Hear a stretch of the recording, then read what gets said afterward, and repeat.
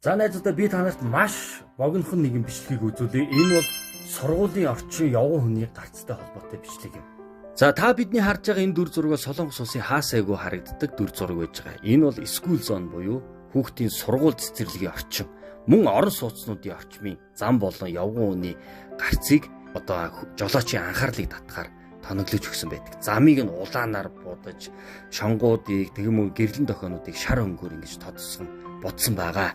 За энэ орчинд жолооч орж ирснээр яах вэ гэхээр хамгийн одоо дээд хурд 30 км/цаг түүнээс доош хурдаар явах хэрэгтэй. Хэрвээ энэ дүрм журмыг зөрчих юм бол Солонгос улсад бол 120 мянган воноос дээшигээ торгуул ногдуулдаг. За Монгол төгрөгөөр бол 300 мянгаас дээшигээ мөнгөн дүнгээр торгуул ногдуулдаг гэсэн үг. Ингээд жолоочийн шууд ухамсартай ярьдаг гэсэн үг. Иймэрхүү шийдлүүдийг бусад улс орнууд аль дээр үеэс хойш шийдээд хэрэгжүүлээд явж байгаа нь үнэхээр сайхан зүйл. Хамгийн харамсалтай нь Монголд одоо хүртэл энэхүү жижигхэн асуудлыг ч шийдэж чадаагүй.